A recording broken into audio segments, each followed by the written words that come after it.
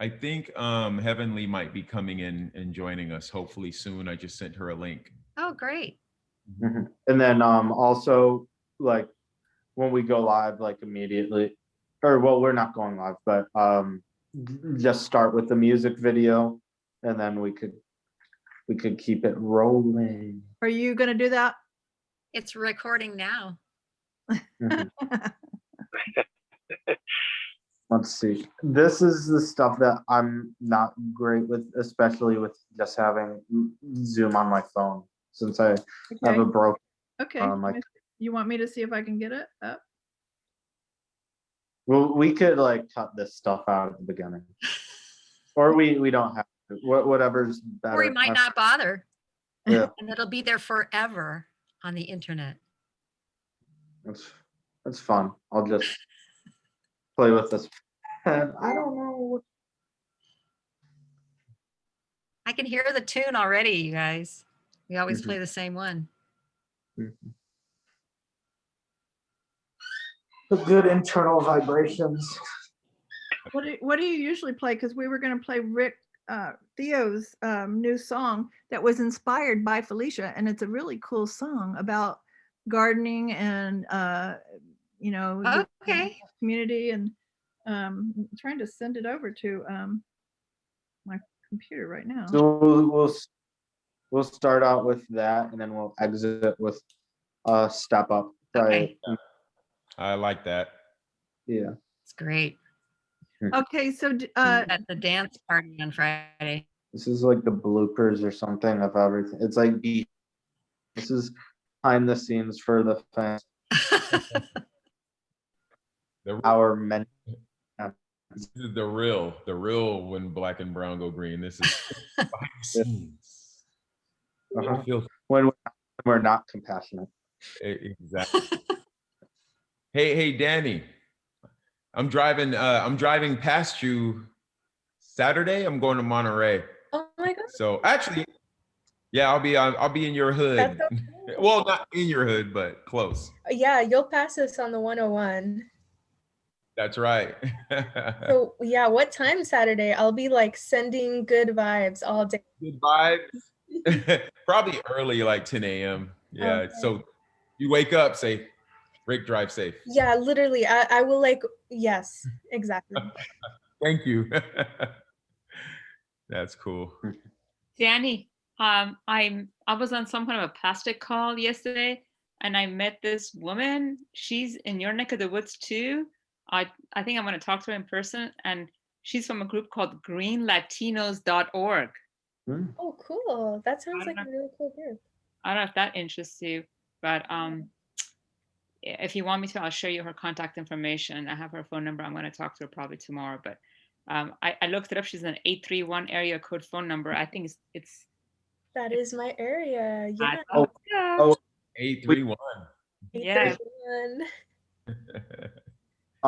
So first of all, it's saying only the host can share in this meeting. Okay.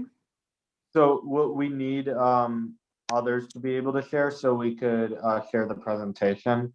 Okay, so let me see if I can do that. Hold on 1 second. Maybe a co-host could also share. Yeah. And then beyond that, we just need, for the YouTube video, like I think just go to share content and you should be able to share the YouTube video like right away pretty quickly. Life wasn't created by accident. It was built to. Okay, I got his video up. There's a special button for good sound. Yeah, I remember that. Felicia used to tell me all the time. I can hear her in my head. Are you guys having that same thing? I can, she just like was always saying, go deep and things like. I just have her in my everywhere. It's just she is amazing and just. Yeah. Okay. So crazy. Here we go. And I'll just play a little bit of it. Maybe it's too long, but. Okay. Defy the odds to push through the thickest of soil and sprout. Yeah, We know success is very crucial now, not just for pride but for survival. Let's maneuver out of these cold streets into the trees where we Oops. That's not- once found ourselves. Yeah, I definitely say we Concrete just isolation, start binding with, it's perfect time and cut it to centuries start grinding towards when freedom, we bringing new get struggles every generation, but inching toward a new life. start. We You know live what I off the mean? earth or with it. Don't ask the A few colonists, rules exploiting here, but like everything 10 around them, minutes of it, including their own souls, like, holding what the nothing at all. This is the moment they fall. The vision is for all. So, You cannot take without giving. It's just the laws of nature. If you don't follow, there's no forgiving. So naturally, our ascension to overthrow they power trip and evolution. The First Nations will bring us back with symbiotic solutions, but first, need retribution to restore the balance between us. They think this house of cards could have crumbled. We don't believe in revolution on the horizon. So here's the season as we embark on this escapade from the stars. Iron sharpens iron means your tribe is who you are. Grown from good soil, it won't be long till we can harvest. Long as we don't forget to tend the garden. Yeah, help me tend the garden. Help me tend the garden. Oh, yeah, help me tend the garden. Yeah, it could feed us all. Yeah. Help me tend the garden. Help me tend the garden. Oh, help me tend the garden. Yeah. Come on, let's as we plant more, the pests come with their own green thumb. Don't run the pesticides. Their purpose alive, destroying what they made to protect like police. I wonder why the few different labor poison from trusting in them. No indecision, short choosing organics. Nature is always right. Wisdom collected over the years, nothing just works overnight. Despite the driest of conditions, we can still thrive. Roses and concrete, testimony to the resilience inside. Tell them. Help me tend the garden before the hearts are hardened. Help me in the garden. We can feed the ones that starving. Help me tend the garden. This is how the still is sharpened. Help me in the garden. And we can watch them blossom. Landowners and alchemy, we are scientists. Nature know what to do to set the environment. Planting seeds, we water and then we harvest them. We not telling, we giving, this is a partnership. Natural laws are giving, yo, check your balances. Pull the weeds, the alkaline, kill the counterfeits. Cultivate minds and try to limit the damages. This is our culture, pay attention, there's advantages. As we embark on this escapade from the stars, iron sharpens iron means your tribe is who you are. Grown from great soil, it won't be long till we can harvest. Long as we don't forget to tend the garden. Yeah, help me tend the garden. Help me tend the garden. Oh, help me tend the garden. Say, help me tend the garden. Help me tend the garden. Oh, say, help me tend the garden. Tap in, yeah. I just wanna provide for my people. I'm gonna give them something more than what they got. More than just food for thought. Real nutrition. I wanna see us thrive. But we gotta believe in each other and do more than just survive. So that Cool. that film and that song came from Felicia and I meeting. Is that still something happening?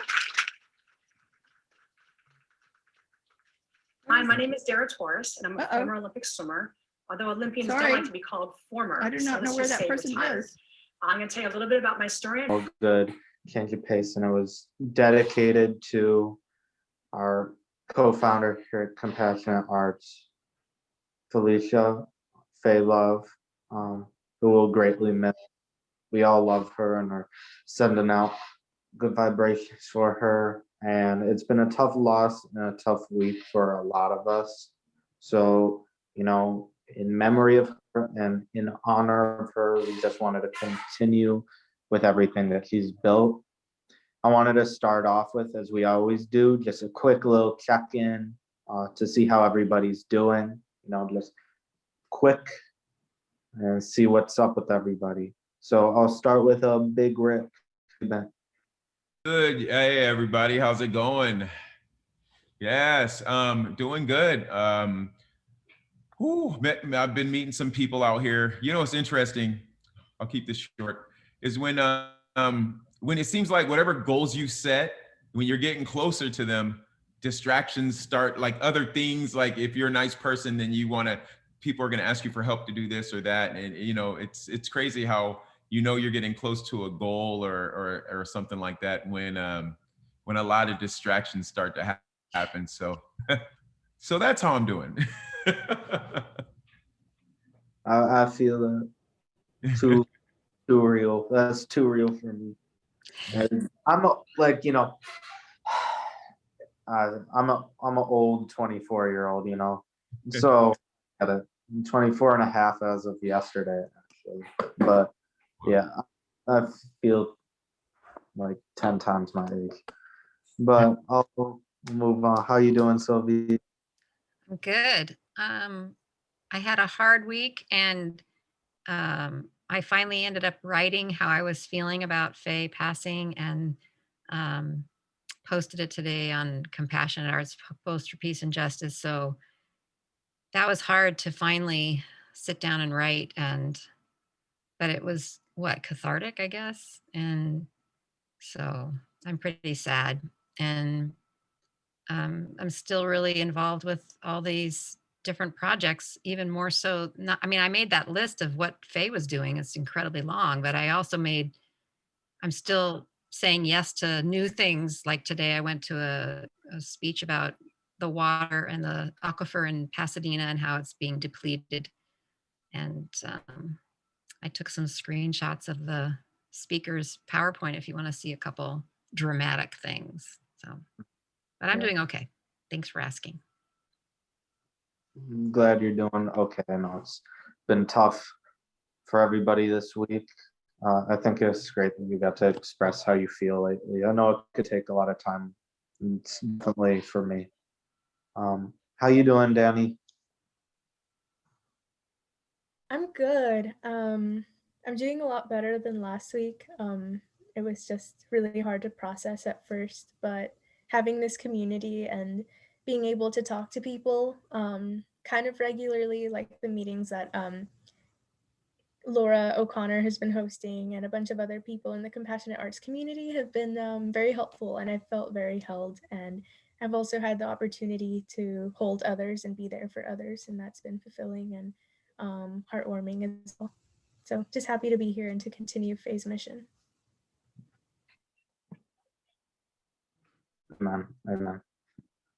Anita, how you been? Hi. Like Danny said, better than last week. I think it was a bit of a shocker, and so I'm trying to. I've been adjusting.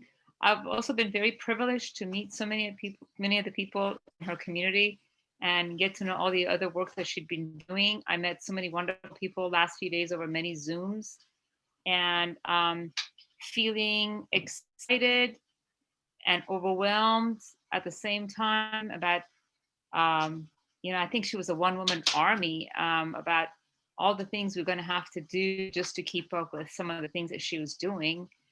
I feel really daunted by the volume of work that's ahead of us, but I also feel heartened by the wonderful community that I'm coming to meet, and the support that everybody is lending each other. So I'm also feeling very happy about that. So yeah, thanks for asking. Of course, I'm giving two pre-chance to that because I can't agree more. Let's see. And Kira, how are you? I'm hanging in. It's all of a sudden I have two people's jobs instead of one, because Felicia and I were both the same way. We have like major campaigns going on with Compassionate Arts, and I actually right now feeling very appreciative to all of you, because I don't want to see when Black and Brown go green not be what it could be. The potential is enormous, and we both, Felicia and I, talked about it hours and hours and hours, and so I really, all I can say is I appreciate all of you, and Theo for his music and his impact, and his parents. I mean, the reaches that we have in 5 years that Felicia and I did is unbelievable. I mean, we started making a list and we were on fast forward all the time. We never, didn't keep that resume up, but at some point, I'm going to go back to the website and update it. And it's just, it's because of people like you, because we always work in partnership. We never worked alone. We always worked in partnership.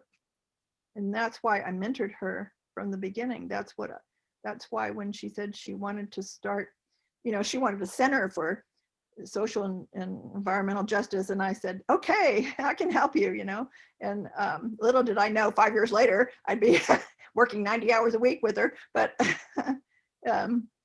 it's just been amazing. And she was, and still is amazing. And we will make her dreams happen and continue. I just really believe it. Thank you. Yeah, I believe it too. Bryn, how are you? It's great to meet you and have you here tonight. Yeah, no, it's good to connect with this group. Yeah, I think some of what Anita was saying about trying, just in awe of all that Phalab had going on, her different projects and campaigns. And I got to know Phalab through, we've got a cohort group going on called Partners Advancing Climate Equity. And Faye was part of our group, and just a real big inspiration. So we got to take some time as a group to do a little bit of collective kind of grieving and trying to think how we wanted to honor Phalab's legacy. I thought I'd just share. No sharing. I was gonna share, but we did a little altar for Phalab too, which was just kind of a nice.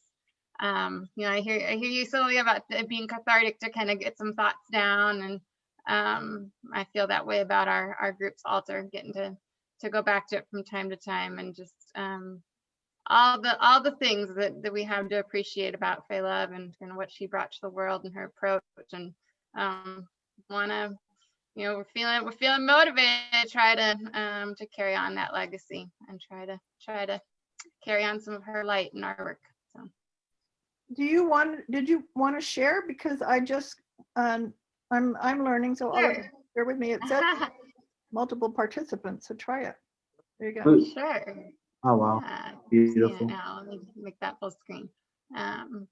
Yeah, so that was some of it. Was a Can you- Google Jamboard. Is that possible to print and then bring to the ceremony tomorrow? I mean, to the Arlington Gardens tomorrow?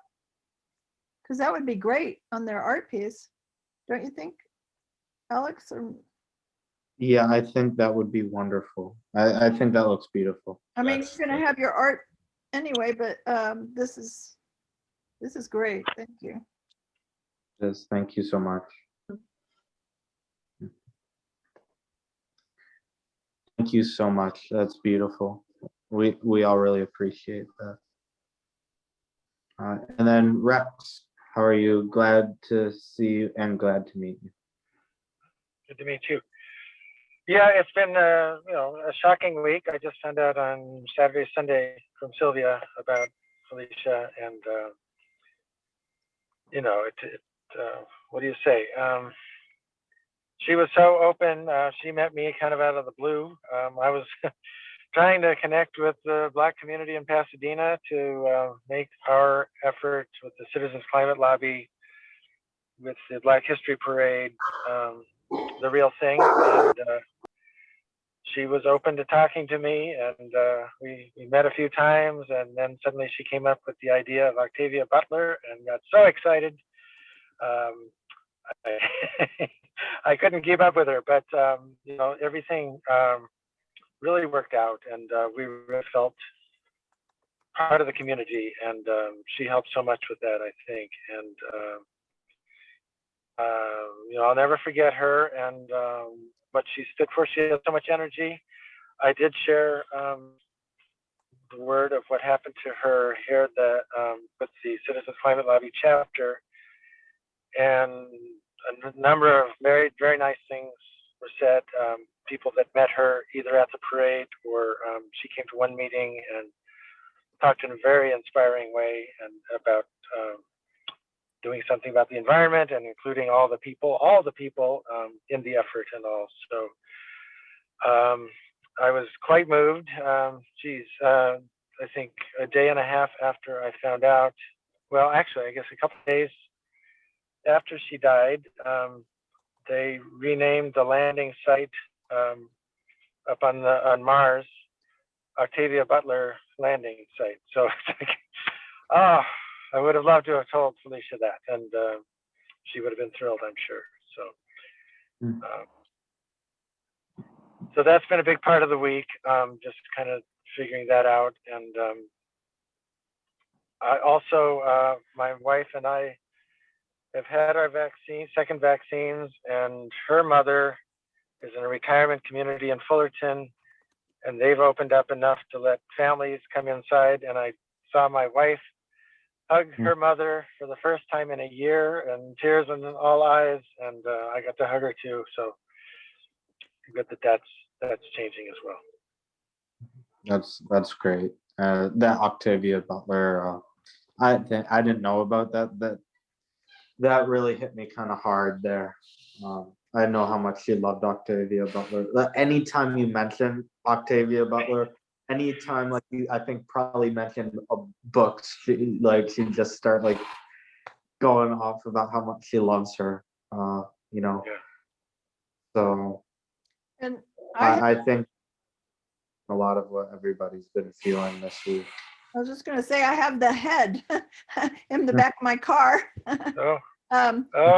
Felicia and I worked on that together. She started it here at my house, at my studio, and I'm near San Diego, Rex.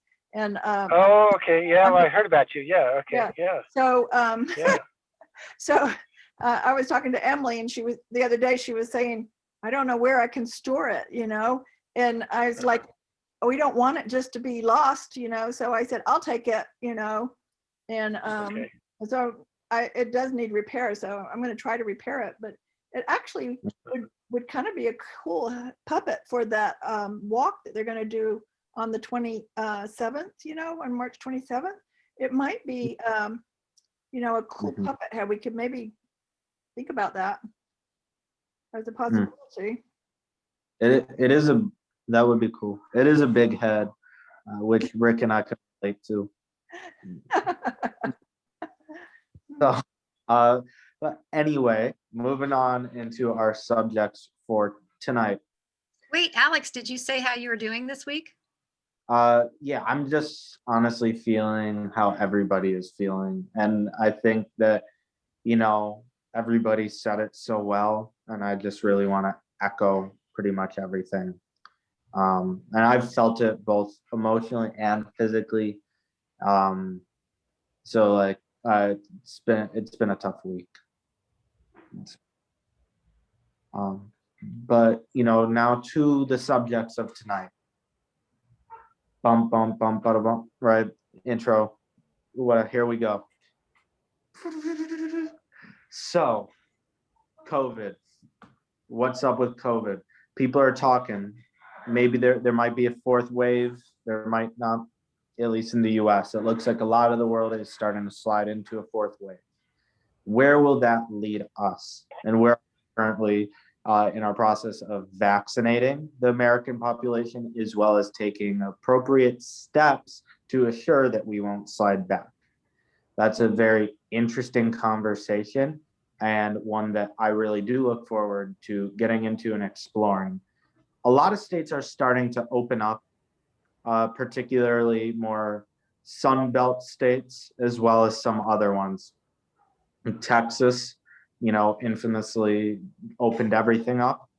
Oklahoma today announced that they're opening everything up, and even said, as one of their reasons, mind you, it's still March right now, we want our summer back. Now, I don't know about you, but to me, it seems a little early to be saying we want our summer back, considering we haven't even reached spring. And I think if you open too much, then you might not get your summer back. Now, a few states like California are doing a lot more, at least, to kind of prevent this slide back. So is New York, but everyone seems to be opening up a bit. Do we think this is going to be enough to stop the spread of the B.1.1.7 UK variant, along with the new variants in New York and South Africa, Brazil, that are causing a lot of issues and fear? Does anyone have any thoughts? We have to be careful. We shouldn't. We got to be careful, like you said, with those new strains coming out or whatever. But I have to disagree with you, Alex, about Oklahoma. Summers in Oklahoma. I mean, it's a huge area where people go to all the time. They're losing a lot of money in Oklahoma. Their summers are really popping out there. So, I think they should be allowed to do whatever they want in Oklahoma. Good. What, they have all those summer beaches, right? Exactly. They got gators too. Swim with the gators. Yeah. Their activity. Yeah, those grown and sexy bowling nights they have in Oklahoma. It's come on. Yeah. We got to be fair. I know. I knew a guy from Oklahoma once. I never. Yeah, not me.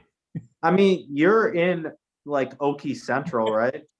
So Fresno, the Central Valley, that's Okie Central. That relates a lot to climate change because the Okies, they came out to California because of the Dust Bowl from Oklahoma. And they're like, we're going to go here. We're going to resume our farming out west because it's too damn dry here. So the dust is swarming. And then they came to the Central Valley. And now what's happening to the Central Valley? Looks like they're kind of going through some of the same stuff that happened back then. It's a reason why plowing messes up everything. Yeah, it's very tough to outrun climate change. And I think just like it's very tough to outrun a deadly pathogen with a mask off and screaming and running towards it. I don't know if anyone saw that incident on the Uber in San Francisco. This woman literally took off Uber driver's mask and was like basically screaming at him because he was asking her to mask up. Anyway, she said that she wanted to, after she got banned from Uber, she said that's fine because she prefers Lyft anyway, and then Lyft banned her. So don't mess with people's masks and you won't be able to get a ride anywhere. Yeah. So if you want to wear a mask, probably drive in your own car. I think that's a good tip. But yeah. Now to our, one of our hot topics, Dr. Seuss. Everybody, I'm sure, has heard about what's going on with Dr. Seuss, and people have their opinions. And I think this week's been a really big week in terms of the cancel culture atmosphere in America. Mr. Potato Head got, unpronounced, I think we could say, and became Potato Head World. Now, to me, I don't really necessarily see a point in that because I think we could all appreciate potato heads for just being the potato head. Potatoes don't necessarily even have to have a gender, but if they do, Mr. Potato Head's Mr. Potato Head. To me, there's not really much controversy in the name itself. There was also the Pepe Le Pew, the French skunk from Space Jam. He was taken out of the new Space Jam. In all honesty, after doing some intense research into Pepe Le Pew, I have to say he's a creep. And he needs to learn some etiquette into how he treats women of all species. I liked some of the stuff he was doing. I think that if I think Pepe Le Pew and Andrew Cuomo need to take some lessons in sexual harassment training. Now, Mr. Le Pew, who I will not be representing tonight, committed several egregious acts, and Michael Jordan did not stop him. So perhaps the question is, what should we do about Mr. Jordan? Or if Pepe Le Pew is simply a character, cartoon character, could the creators maybe just make him not do anything egregious in new adaptations? But the main one tonight was Dr. Seuss. Everyone's pretty familiar with what's going on there. So I just want to hear your opinions. Mr. Seuss, first name Theodore, last name Geisel in real life, had a long career, or we're all familiar with a lot of his works, from the Lorax to the Cat in the Hat, some of which were actually progressive, quite progressive. The Grinch. The Lorax got into a lot of environmental issues that I think we here at When Black and Brown Go Green and with Compassionate Arts could really appreciate. The Cat in the Hat was fun for everyone growing up. And the Grinch, I actually have arguments about with my girlfriend all the time as to whether the Grinch is Jewish, as I say, or Black, like she says. We both kind of want to like take ownership of the Grinch and feel like he's excluded because he's like us. But there's these other 6 books that were banned from like publication, at least by the Seuss Company. I don't know if anyone knows. I don't think they used the word banned. I think they just said, this is not going to make money for us, so we're not going to reprint it. That's a little different. That's a business decision. At least that's what I read. Okay, but that's fair. But importantly, Dr. Seuss himself wasn't canceled. His other books are still being published. Those 6 are not. Maybe some of you looked into and seen the contents of some of those books. I have mixed feelings, to say the least, but would like to hear from you.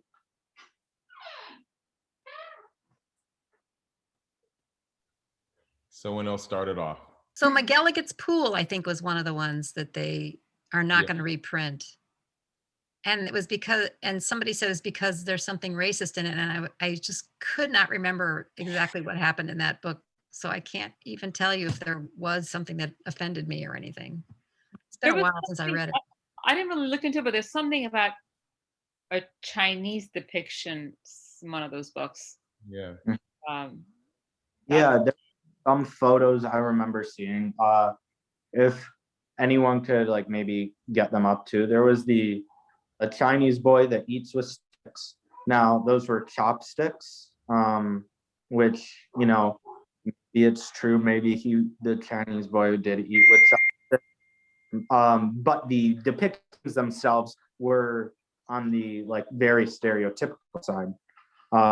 Especially also some of the depictions of African Americans and Africans, Black people in his earlier works. He seems to have like generally progressed, and I know he worked on pro-environmental agendas along with anti-fascist agendas later on in his life. But at the end of the day, this was a white dude from born in the early 1900s in the United States. So, of course, he probably had some views that we wouldn't like today. But do you think that the company maybe made the right decision? Anybody?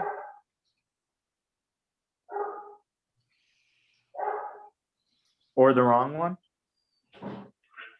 It's hard to say. I mean, you know, I grew up on that stuff, and grew up eating Uncle Ben's. I grew up eating Aunt Jemima. And I never once said, yeah, I'm offended by the picture on those pancakes. You know, I've never heard a Black person say it. I don't, you know, I'm just saying that that's, I mean, if that's someone's guilt that they needed to do that, then that's for them, not for anybody Black who I've never heard complain about it. Just saying. I mean, when was the last time you heard a Black person say, I'm offended by Uncle Ben? I'm offended, you know, you know, you know. So I get it, you know, I do get it, you know, going forward, but you know, that's the stuff I grew up on. And you know, I do have big lips. You know, you draw them big in a picture, they're big. I'm just saying. My nose is big. If you're gonna draw me right. You know, I mean, yeah, you know, and if it's not that they're drawing it big, it's the fact that we're looking at that like it's a bad thing. Now it's a good thing because people are getting injections in their lips and in their butts, and now that's a great thing. So it's all about perspective. Is it racist to draw my lips big? No, dude, your lips are big. So that's not necessarily racist. It's just the way, if you think it's bad, then maybe you're racist because you think that I think it's more when the image of a Black person starts to resemble like a monkey or a caricature, like a quite literally a Jim Crow. That's when it, I believe, crosses the line for most people. I agree. Mm-hmm. Yeah, that's you know, that's blatant. Yeah.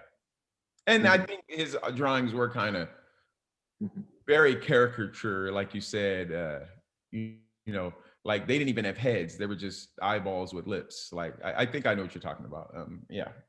It's also tough because you're applying standards from today to work done in the 1920s, which he later in his career would even condemn. So if he would condemn it later in his career, it's probably not a big deal if kids won't be listening or reading at, you know, Read for America, those very specific books, but they could still have, you know, good access to the rest of the books.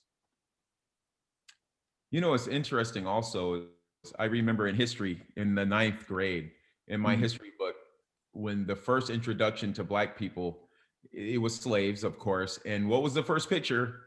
It looked kind of like that. It was a drawing of a Black man in a diaper with a white guy with like a little whip. Like, it's the same thing. So are they going to change the history books? Or are they just going to mess with Dr. Seuss? I mean, I think Big Rick, you're right. I think it's just where we draw the line, where too much, you know, too much is too much, you know.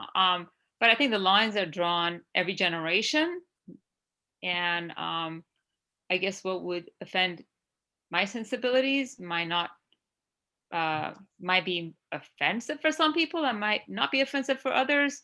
So I don't know. I think it's a line that every generation and every community gets to draw. And then I'm very happy to respect other people's boundaries. Some of these things I may not find offensive. Some of them I might find very offensive. So it's really hard to make blanket generalizations. It's a difficult question. You're right, Anita. I agree with you 100%. You're right. This is a different time. And I support their decision to do that. I'm not harping on it. I'm just thinking, like, who's complaining about this? Is it just their guilt? You know, is it their guilt, or is there Black people saying, hey, take this off? Who's telling them to do this? That's my question. But I agree with their decision to do it.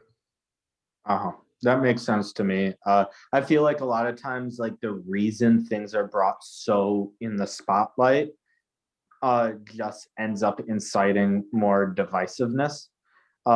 It's hard to say who's necessarily pushing certain things into the spotlight. It could be different people, varying interest groups who just like are able to latch onto something, and then some people will just push it into media. But there's a lot of people all over media too that fight back against the divisiveness and try and just cover the issues. So it's tough and it's complicated. I do think, like, what's a bit more serious is something that happened with Piers Morgan over in the UK, because Now, I completely disagree with his take on Meghan Markle, just from listening to the interview, but there was like some legal injunction filed against him because enough people got mad. And that to me is wrong. He clearly didn't commit something that should be a crime. He just spoke his mind. Yeah. I mean, that's his show. Didn't she? I think he called her a liar, Mm-hmm. and Yeah. that's libel. That's libelous. So Mhm. it I mean, makes sense that someone would sue him. they were going after him for hate speech as part of it. And I mean, honestly, every famous person, everyone calls everyone a liar nowadays. If you could just like, Trump would be like, never be able to see another day without a libel suit against him, nor would any of his critics. I mean, I don't think there's times where it's like, just let it go, pretty much is how I feel. And I think that, say what you will about Piers, but I don't think he did anything criminally wrong there. Kira, did you want to say anything? Yeah, I just wanted to say that as an artist, and when you work in public, when you work for the public good, or it's a little different. So if he had a motive to, in later in his life where he wanted to make the world better, then I could see making him himself making a choice. Because with some of my exhibitions, we have chosen to what you might call self-censor, so that we'll reach more people. And so that's another whole topic. But I mean, since we are talking about how the arts relate to when Black and Brown go green, and those connections are sort of it can be a question of censorship, but it's also, how do you reach enough people to make a difference? And sometimes you have to pay attention to things that you may have done in the past that are wrong, or even just something that's inflammatory. But Kira, you're assuming that your policy is one of inclusion because you want to be inclusive of more people. But another group, their goal might be to have a policy of exclusion, which means, you don't get to be in this club unless you are a, So, Yeah, I and mean, so let me different give you premise. an example, but you're right. You are absolutely right. So Fran Adler, who was a professor at San Diego State with me, and when we did a show called A Matriot's Dream Healthcare for All, and we were in a county hospital in Monterey County, and we had this big reception. The artwork is 24 large pieces, and they're about people being turned away from healthcare. One piece in the whole show was Grandma Helen, who's 92 years old, and she talks about taking all the polluting shit, quote unquote, they put on vegetables, and she would ban guns, and make peace. And I mean, it's actually a very interesting poem that Fran wrote from her words. That show was up for a month and nobody said one word. Everybody loved it until the farmers who use pesticides saw it. And then we were banned within 2 hours. They took the show down because the hospital was worried of losing the funding. So there's an example of, everything was researched, but you have stories in it. There's stories and facts and all of that, and statistics and photographs and so poetry. And so, but it's all narrative. So it's based on truth, based on what people have said. Maybe not truth all the time, but but it was a real eye opener for us to realize how, as an artist wanting to make change, you have to sometimes, I would say, sacrifice, at least like when we sent the exhibition to Washington, D.C. for when Clinton was first in office, and it's called A Matriot's Dream Healthcare for All. So it's 24 30 by 40 inch pieces. So it's big. And our funder did not like one piece. It had the word revolution in it. It was a grandmother with her fist raised, like Faye always did. But it had the word revolution. It was on, the time has come. It was on the wall of a parking lot. And so, he was not going to send the exhibit if we didn't take that out, but he was willing to pay for a new whole piece to replace it. So I said we would not show it at the next 100 days with the President Clinton and all of those people, but I did not say I wouldn't send it to Washington, D.C. So it's kind of like a very interesting dance you do as an artist that's a social justice artist, because I got two pieces and they were not cheap, and they both went to Washington, and both of them showed everywhere except for that one place, so that was just, it's interesting. And a lot of artists don't realize that if somebody doesn't want you to do something, you can work around it. You can think about how, in this case, it's not like Dr. Seuss. To me, I think I agree that if it's a caricature that's insulting, it should not be something that children see. I mean, that's just what I feel. Because that's just not right. To me, that, that whole thing is it right? Yeah. That's something I think. Yeah, I agree with you wholeheartedly there. And I think that, like, you still have to then be like, okay, we don't want children seeing that. But if someone, for whatever reason, wants to make offensive art today, but, they're going to do it. And I think that's okay. Let them do it. Hopefully they won't get enough traction. But part of the artistic expression is, art challenges norms. And there's going to be people who we agree with who are challenging the norms in a way that positively enforces inclusion in society or raises awareness for things. But then there's going to be people who are trying to negatively reinforce some stuff and are going to try and divide. I mean, you see these old cartoons, like, in America, how awfully they depict Black people. And you see those same ones started, to appear in certain memes online today. And the same thing with Jewish people with the Holocaust, the nasty depiction of the sort of money grubbing Jew. An image that personally, offends me and could honestly, if I see it, make me feel very uncomfortable. And I still see it today on the internet a lot. But I'm not going to say that those images should be banned, that someone should go to jail for it. But I do think that it shouldn't be published somewhere children should see, or even in, a major, news network or major media, somewhere where a lot of people are going to see. And that's something that hopefully we could just rely on a lot of companies and people to take responsibility to not those imagery. Let me ask you a question. Then what do you think of what happened at Charlie Hebdo in France? Do you remember that one?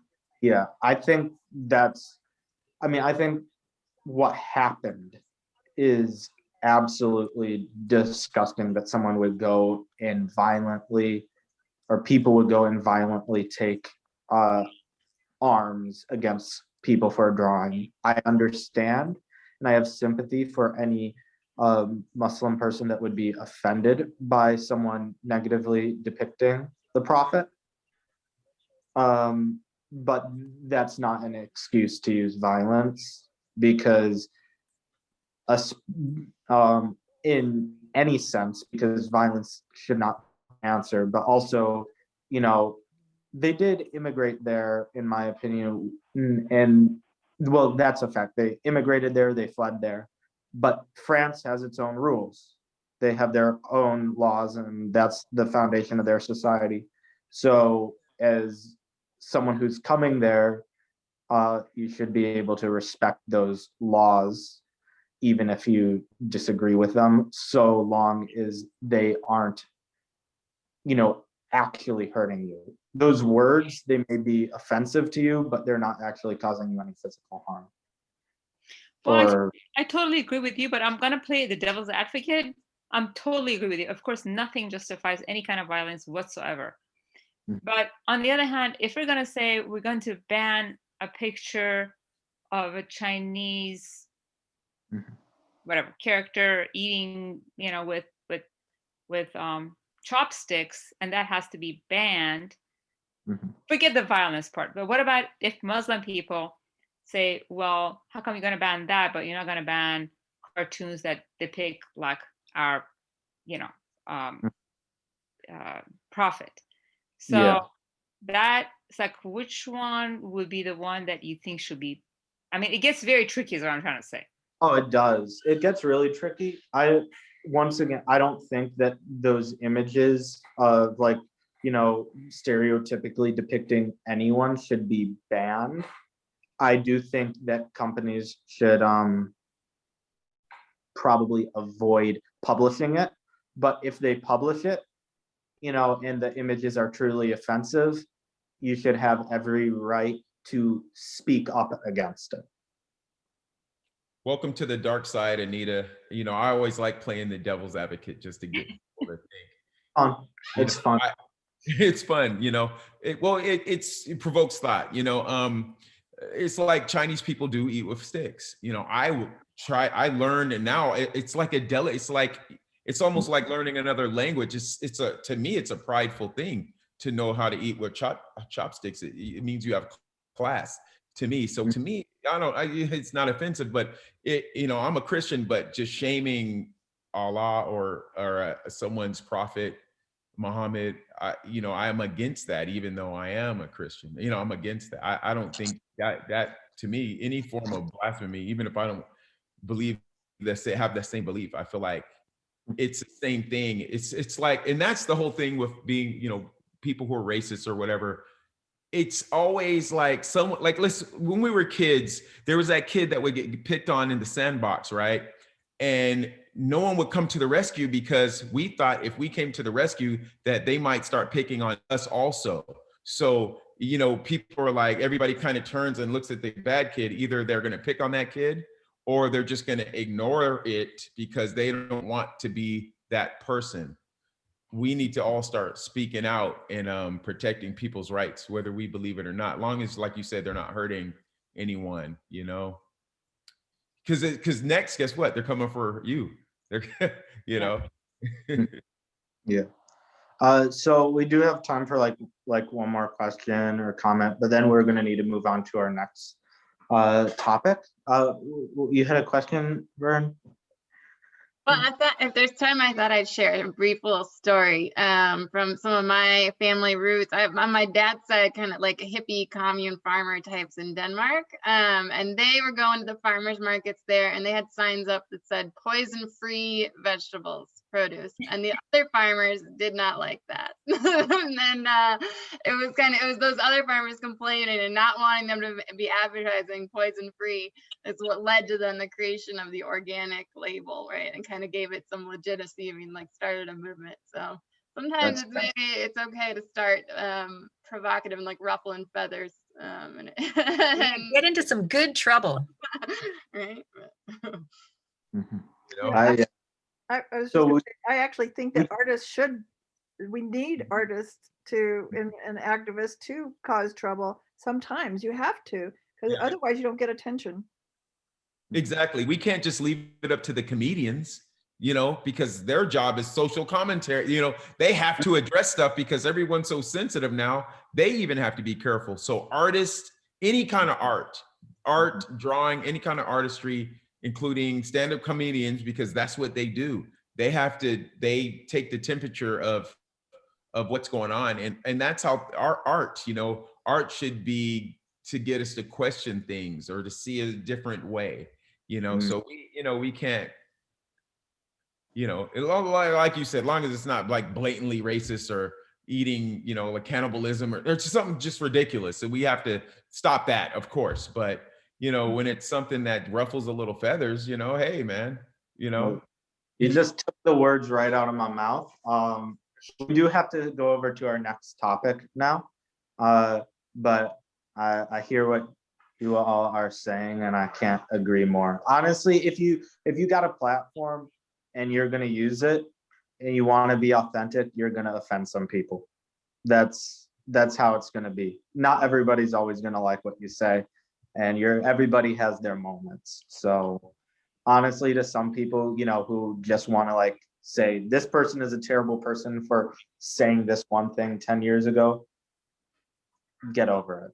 But for the majority of people, you know, we are able to, like, I think, still talk about things, disagree, and, you know, try and have a conversation. But it's getting tougher for people to have conversations nowadays. It's important for people to like recognize that like it was 10 years ago, maybe they made a mistake, but like they've grown, right? Like it's important that they recognize that and that they grow from an error, but not just like necessarily say to get over it because it was said 10 years ago, because the person could still be in that same state of mind and like perpetuating the same things.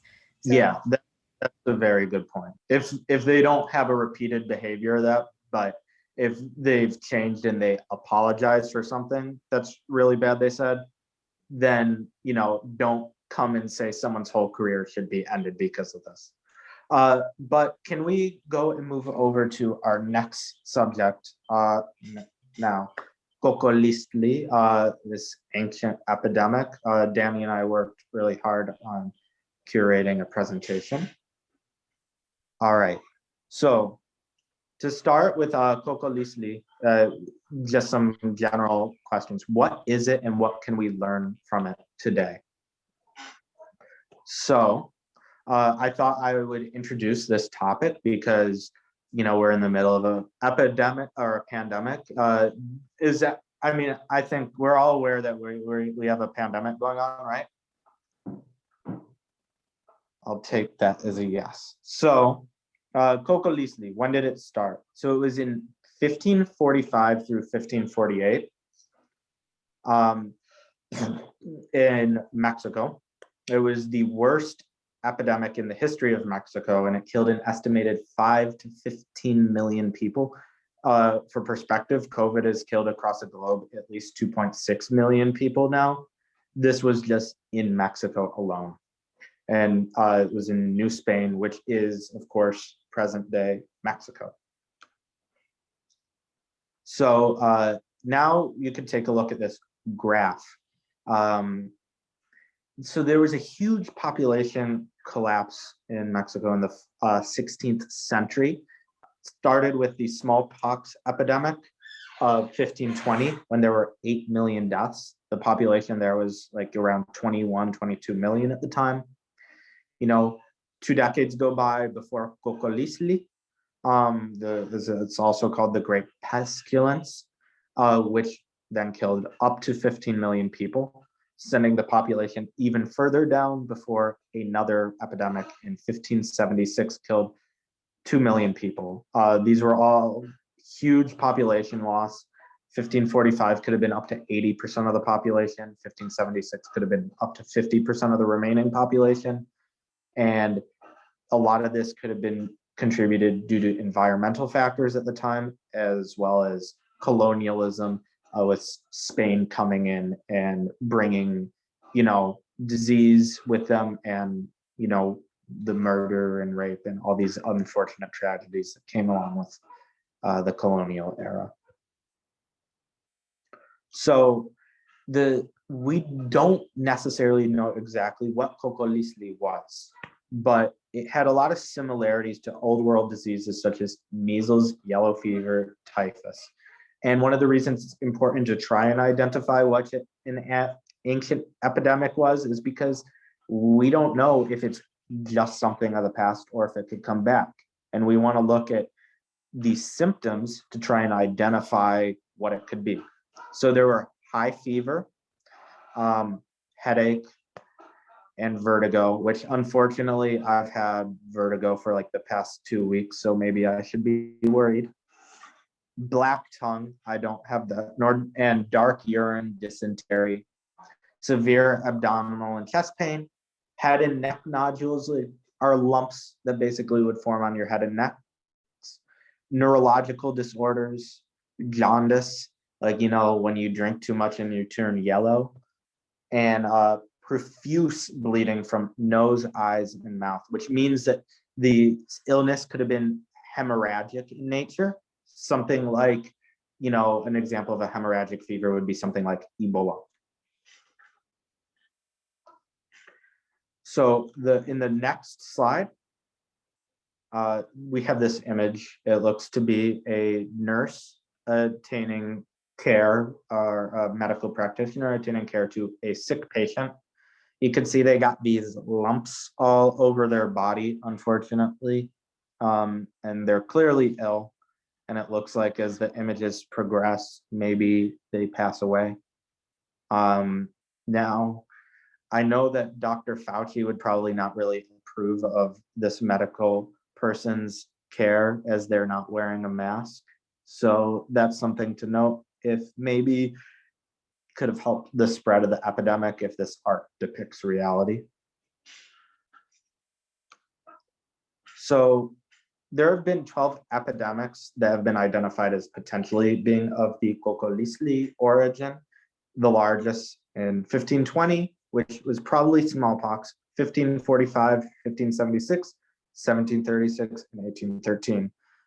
Kokolisli outbreaks usually occurred within 2 years of a major drought, which is very significant because as we're seeing today with climate change, there are more major droughts, more major floods in wet periods as well.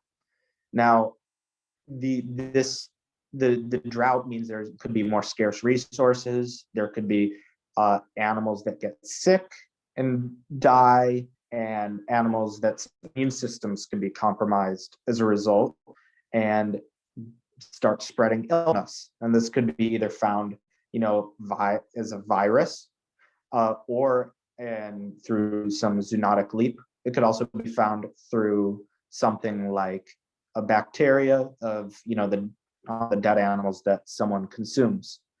And if you look at other past epidemics, even the plague, bubonic plague, Black Death, the bubonic plague appears to have spread more traditionally during times of more intense rainfall and more severe wet weather patterns. So this one may have been conversely something that appeared more during droughts.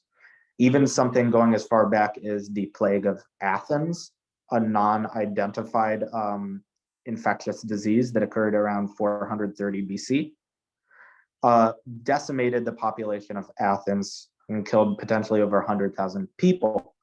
It was also hemorrhagic in nature, it appears, and it could have been something like typhus or typhoid, but it even had a lot of similarities to Ebola, which wasn't even discovered until 1976 along the Ebola River, the Congo. And it's interesting to note that because then you have to ask a question why a disease may disappear for a long time and reappear. And I believe with climate change and more severe droughts, that's something you should be worried about. It's also speculated to have begun in southern and central Mexico highlands near modern day Puebla, and it spread as far north as Sinaloa and as far south as Chiapas and Guatemala.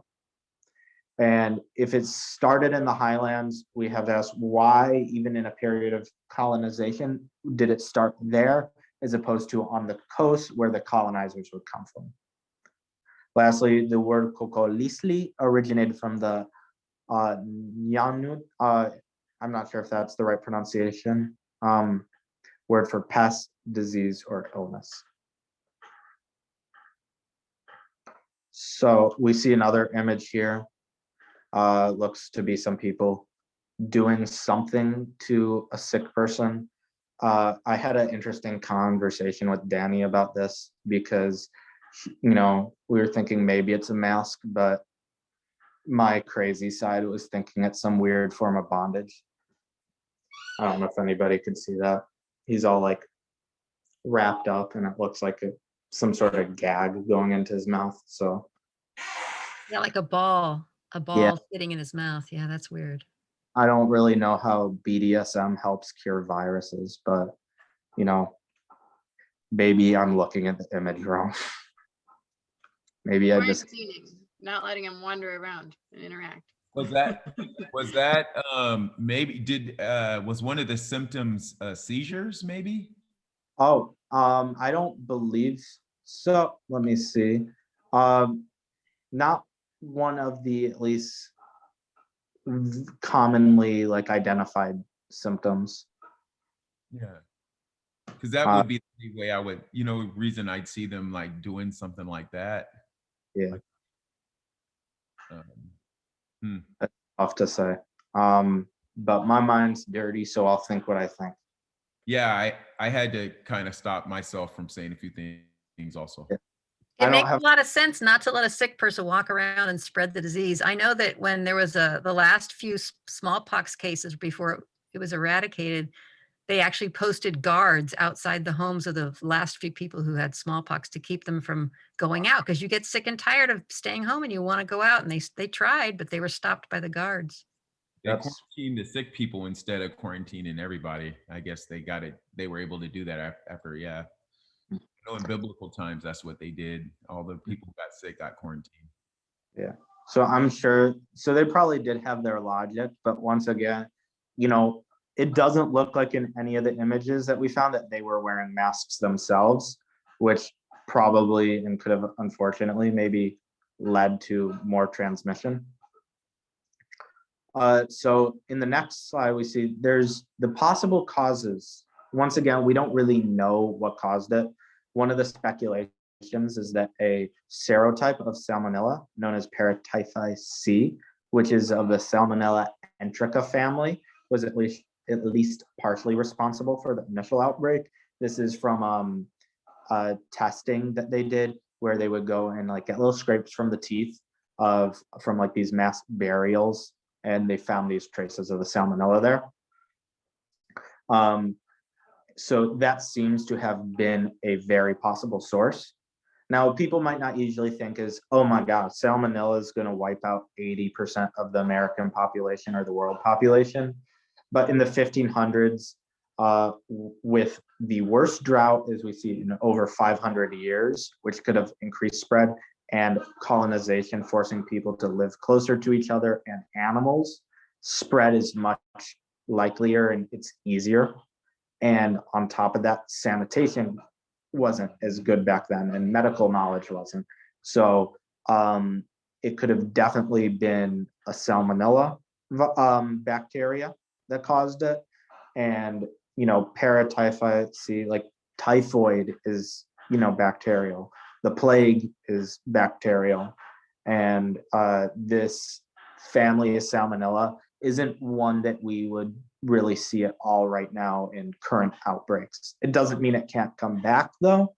And it's another reason, like I said before, that it's important to kind of understand the environmental factors on infectious disease so we could try and avoid their spread in the future.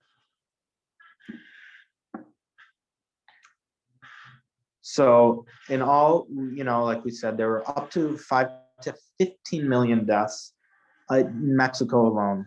And when you have a population of no more than 21, 22 million, that's a huge cut, especially when there was another epidemic after that cut the population in half again.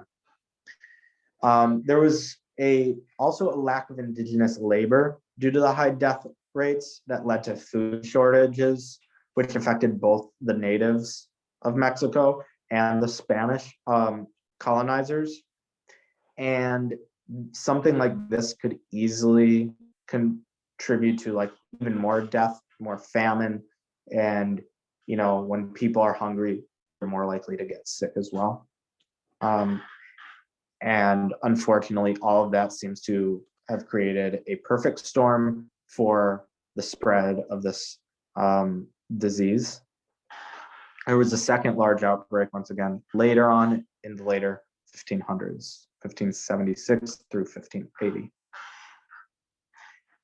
Here you just see a map of the percent of the population decline in regions throughout Mexico.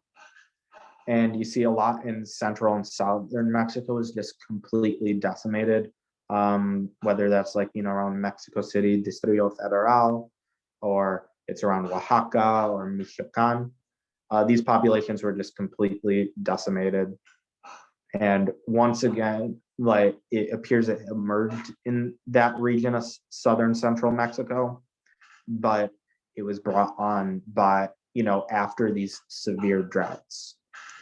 So that pretty much wraps it up for Cocolisli, the great pestilence. But for the rest of us, when we see and take in this information, what do we think we could maybe learn from it? Because there's the effects of colonization that definitely had an impact, and then perhaps even more relevant to today, the history that led us to with segregation, economic impacts across the globe, but climate change. How are we able to apply the lessons from an ancient epidemic like this to something in the future? Maybe not COVID, and maybe something even deadlier. Maybe it's too simple, but the Spanish arrived and brought some disease. So travel is basically carrying disease to new places. And that's what we stopped with this pandemic, is we stopped a lot of travel for a long time. Yeah. But there's still travel and it's still going on. That's the easy one. I'm sure there's something else you noticed. Yeah, I think that's great. And I mean, taking quick action on that, which thankfully, countries were able to take action on, and maybe it would have been even worse. But part of the big things that a lot of epidemiologists want to do is, figure out how to stop it before it already spreads rapidly. So that's why we always want to act quickly on disease like Ebola, because we don't want anyone to die anywhere in the world. But if it emerges and, unfortunately 50 people die, it's better than a full-on epidemic, let alone a pandemic. And understanding disease and how it emerges is really crucial to this. So travel, and we're living in a more globalized world now. So you're not going to stop travel due to the economic impacts in the long run. You can, once a pandemic already takes hold, but people are going to get sick and they're going to fly on a plane, travel on a boat or a bus, and they're going to spread stuff inevitably. But this, I think for me, one of the interesting things going forward is the fact that it always occurred 2 years before a giant drought, or 2 years after a giant drought. You have a theory as to why? I mean, I know that me and Anita have actually talked about this stuff quite a bit, like in our conversations. So, Anita, like, what do you think as to why? Like, why do these extreme climate patterns, like we see here, or even with the plague, perhaps cause the emergence of virus or bacterial disease?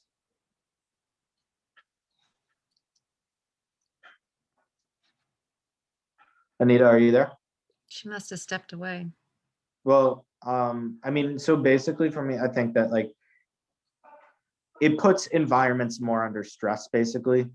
And when an environment is more under stress, animals are moving, animals are dying, people are behaving differently too. There's just more chances for something to go wrong.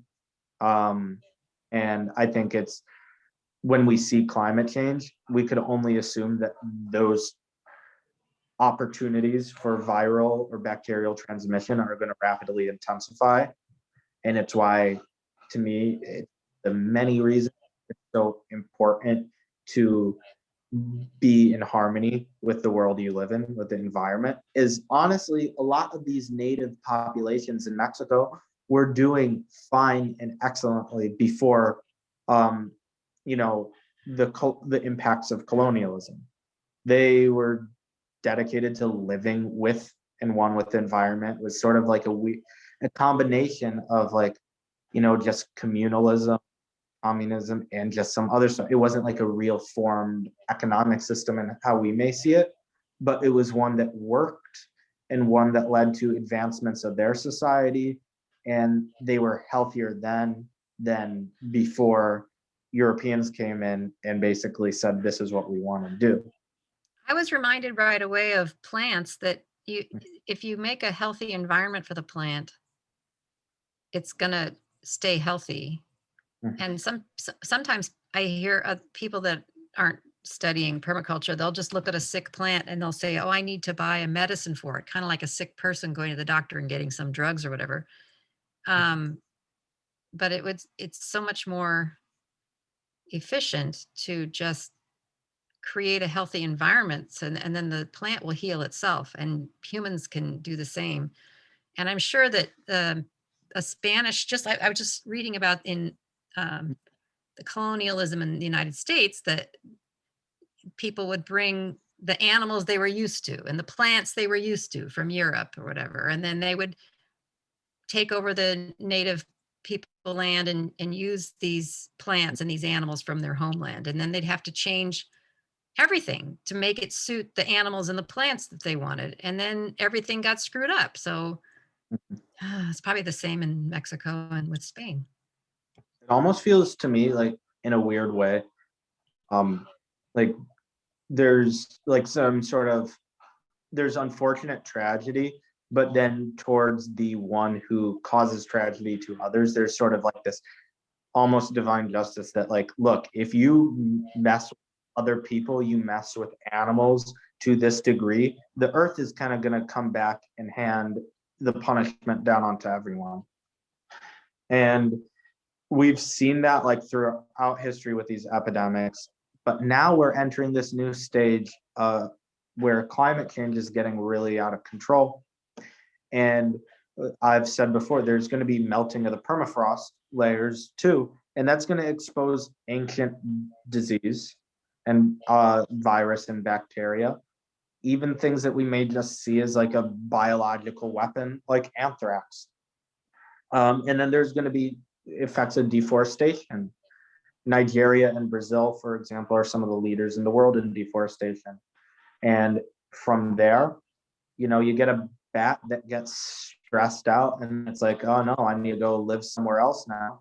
And then that bat bites into a fruit, that cow eats a fruit, and then boom, it jumps over to humans. And then we're complaining, oh no, we got another epidemic on our hands. But our actions played a role in making that epidemic possible. So I think we need to really examine how we behave with nature to prevent more COVID-19s and worse ones from happening in the future. So for me, when I want to do these like research on these viruses and bacterias and diseases, now is the opportunity to teach people while the fear of COVID is raw. Because we have this proclivity, like a few years goes by and maybe COVID's all forgotten because we live in the age of technology and everything's just boom, memory of a gold. Yeah, attention span less than a goldfish. Yeah, you want to look upstream, right? What's causing the problem that you're dealing with? Same with medicine. You don't want to just treat the symptom. You want to find out what's causing this disease and then go and deal with that instead upstream. Yeah, and that's what's important to. So like how we treat people and animals, that a lot of that comes down to that. Brittany, you were saying about mosquitoes, right? Yeah, mosquito-borne diseases like Zika virus, those are spreading more to like new areas. Those areas get warmer from climate change, and so that's something we need to be aware of. And I know they say that like sometimes people, they put out like rain barrel to try to capture water, which is like something they're trying to do to be good for climate change, but then that can be like a breeding ground for mosquitoes too, right? So we have to be careful that we're not like creating that environment that's I'm not really that pro rain barrels. I believe in capturing water and putting it into the ground. You can't get it out necessarily and drink it later, but at least it's not going to the ocean and being wasted down the street. Yeah, and I mean there's this thing, Asian tiger mosquitoes. They're as they sound, they're Asian mosquito. They're not actually tigers though. But they came all the way from like China, and due to climate change, now they're in New York. And those ones carry disease with them. It's not like, some people may try and blame the Chinese. It's not the Chinese people's fault. They didn't like orchestrate a mosquito invasion upon New York City. The climate warmed, and then they were able to come across the oceans. And then we get into how we treat like people, like farmers, right? And you were mentioning in Syria, there's like ongoing and current issues there. There's also issues in Mexico too. In Chihuahua, there's a huge drought there, and where there's these water wars there now, where the U.S. is trying to basically say, you owe us this water, but the farmers in Chihuahua are like, it's getting too dry here. We don't have water. You're taking what little we have. So those are all just key factors to look in. And I mean, I think, of course, we could also, get ahead of viruses by making getting vaccines to work quicker and more effectively, like these RNA technology. But I think still it's only a matter of time before, you get a very complicated virus that's just too tough to crack, or it's too late to crack. So, in the efforts of, you want vaccines, you want safe vaccines, and you want the technology to blossom, which is great. That's great. But we also want to like make sure that we aren't even in the situation where we necessarily need more vaccines for thousands of new diseases. Or maybe thousands of new vaccines for this one that seems to be mutating so quickly. Exactly. And I think this kind of brings me to another question, like relating to climate change. I was thinking, you see society, like throughout history, like we develop, right? We achieve new feats. We get to the moon. We develop these new technologies. We advance agriculturally. We advance industrially, etc. It seems like the story of humanity is slow progression, with a lot of falters in between, and a lot of downfall and war. But we tend to progress, right? And a lot of damage to the planet at the same time. Do you think that maybe climate change, because of all the risks that it poses, like we said with disease, but in other areas, like just more natural disasters, is sort of the ultimate like balance that says, yeah, you're not going to be able to progress anymore because you can't control. Right. That's what Extinction Rebellion is complaining about, that we're all going to die. So please change fast. So, well, like when we think of all that in total, maybe some people have some like thoughts of like what the best path forward is. Well, since I worked with Transition Pasadena for 10 years, I feel like there's no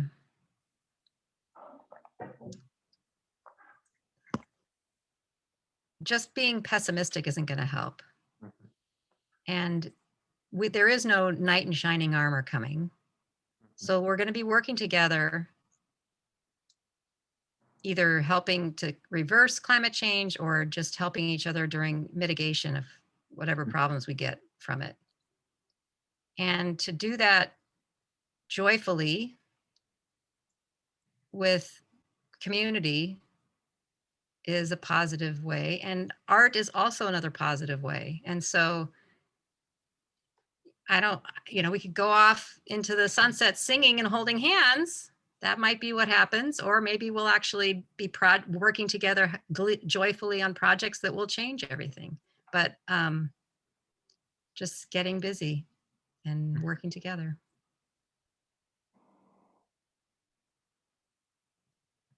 Danny, we were talking about some of this stuff earlier. What do you think? Yeah, I was thinking about, I've been thinking a lot about what Alex said when we had our initial phone call, just planning for the meeting and planning the slides. And something that he brought up was how do we measure progress? And how do we measure, you know, like the question was like, have we progressed since like the times of Coco Litzli and like, you know, now we have vaccines that can prevent certain diseases, but in many other ways we have regressed in like our relationship with nature, our relationship with selves. And I love that Alex brought up that a lot of the indigenous people had really strong systems with relating to nature, living in ways that are sustainable. And there are still like efforts going on today by indigenous people to like continue that way of relation. And I think we should turn to indigenous people to help lead and uplift their voices in this movement. Mm-hmm. Yeah, I couldn't agree more. Rick, do you have any takeaways? I like what you were saying. I mean, you know, it really comes down to, you know, we take care of the planet or it's going to take care of us.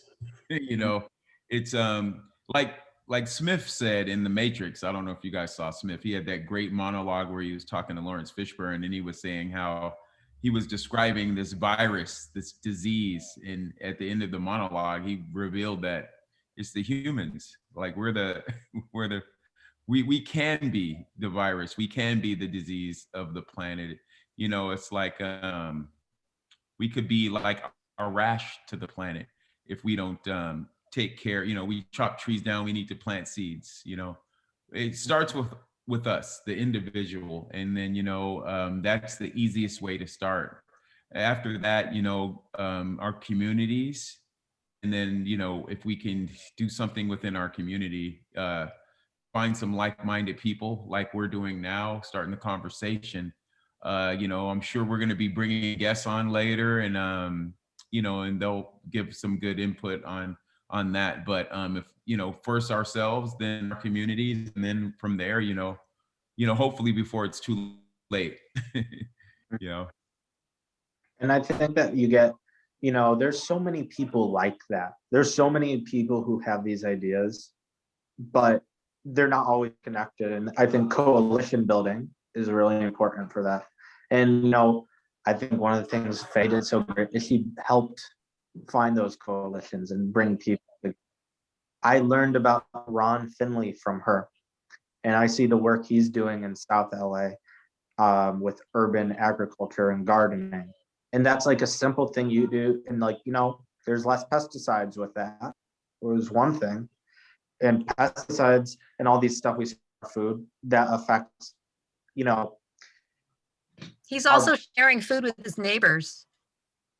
So he started a gift economy where he's just giving his, and when you start to grow things, you realize nature is abundant and you'll always have enough to share.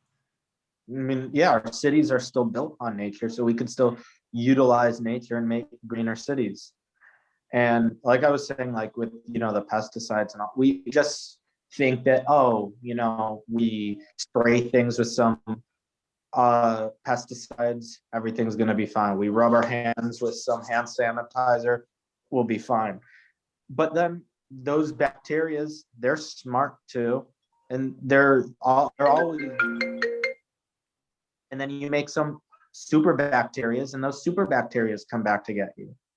So there's ways we need to like maybe reevaluate our relationship with the world.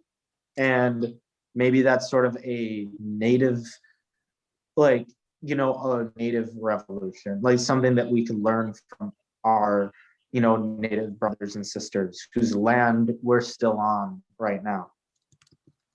And see where we can go from there, from their knowledge, from their stories. And for non-religious people and religious people alike, I think we could see that there is sort of a divine justice maybe in how we treat the world. That if we don't treat it right, it comes back to get us, whether you think of that as Mother Nature coming to get us, or you think of it as God. So that's just some of the ways I see it.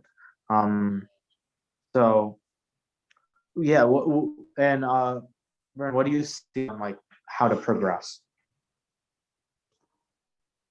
Yeah, I mean, there's different ways of seeing progress, and I think I don't know, dominant American like white culture kind of has been like bigger, more is progress, and I think we gotta flip the script. I think it's more about like sustainability and welfare is how I define progress. So. It's beautiful. And you had a song that you wanted to share? Yeah, well, I don't know if there's time now.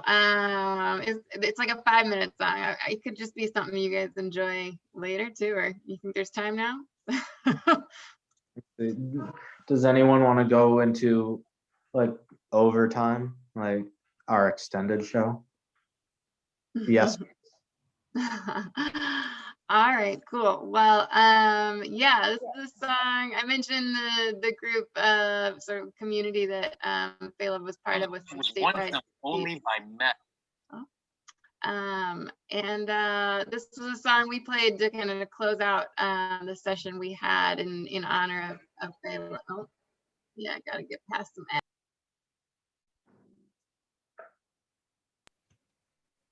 All right, sorry, I had to get past some ads there. Let me share this with y'all.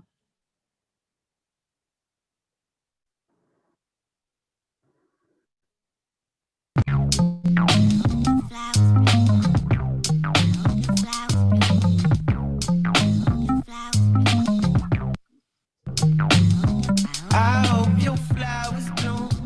I hope your flowers bloom. I hope your flowers bloom. I hope your flowers bloom. I hope you grow up to be everything that you want to. I hope your flowers bloom. I hope your flowers bloom. I hope your flowers bloom.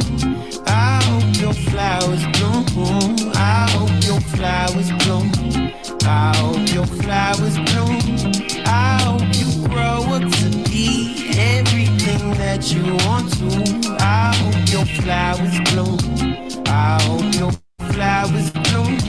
I hope you know you're the world. You're all so special to me. I hope you grow up to be even kinder than me.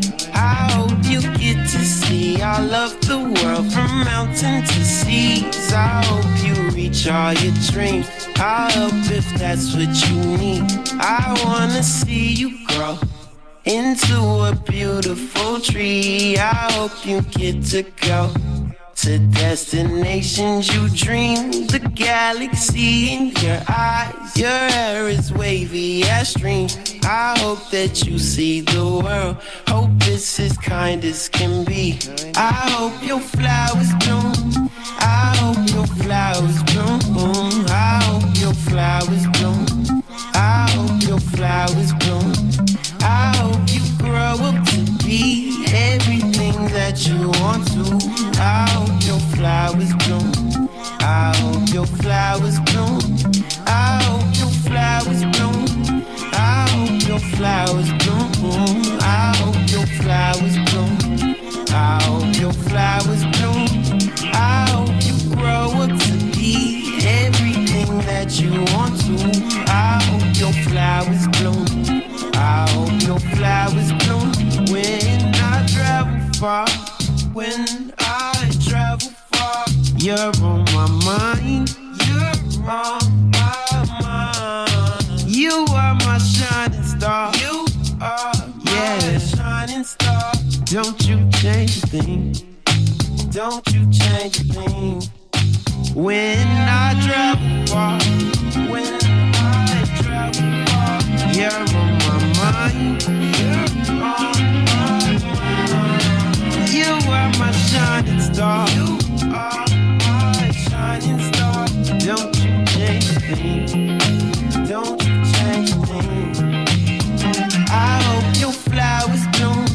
I hope your flowers bloom.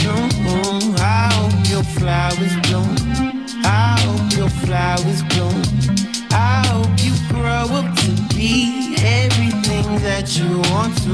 I hope your flowers bloom. I hope your flowers bloom. I hope your flowers bloom. I hope your flowers bloom. I hope your flowers bloom. I hope your flowers bloom. I hope you grow up to be everything that you want to. I hope your flowers bloom. I hope your flowers bloom.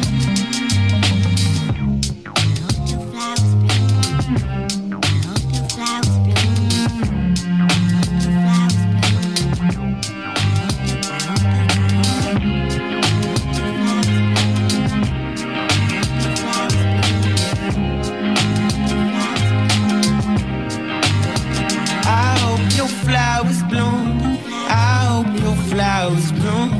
I hope your flowers bloom. I hope your flowers bloom. I hope you grow up to be everything that you want to. I hope your flowers bloom. I hope your flowers bloom. I hope your flowers bloom. I hope your flowers bloom. I hope your flowers bloom. I hope your flowers bloom. I hope you grow up to be everything that you want to. I hope your flowers bloom. I hope your flowers bloom.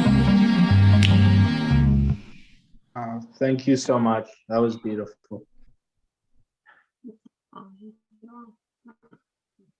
Great to see you all. Great to see you. I do want to just close everything out with a little message. So, you know, as we're speaking about the environment and cancel culture, so, you know, Pepe Le Pew again and all those characters. Well, I want to leave you with like the art of Dr. Seuss that we could appreciate, as opposed to some of the things that maybe, you know, kids shouldn't be reading, especially in class. And two things from the Lorax. I am the Lorax. I speak for the trees. I speak for the trees. For the trees have no tongues, and I'm asking you, sir, at the top of my lungs, oh, please do not cut down another one. I think that's something that everybody in compassionate arts and when black and brown go green get behind. And then for the message for everybody out there, also from the Laura, unless someone like you cares a whole awful lot, nothing is going to get better. It's not. So don't go out and say all of Dr. Seuss needs to go. Only parts, maybe a few things, you know. But in the end, it will be better with history we remember. Bye. Great job, Alex. Great job, Danny. Thanks, Bryn, Sylvia, Kira. I know Anita had to go. You guys are all amazing. And we are helping Felicia's flowers bloom by realizing her passions and her dreams. So this is great. I'm happy to continue. And she brought us all together. Yep, she did. Thank you all. It's wonderful. Really great. I'll let you know. I'll post it tomorrow probably. All right. Sounds good. Talk to you later. Bye-bye. Awesome. Bye. Everybody. Good night, everyone. Good night.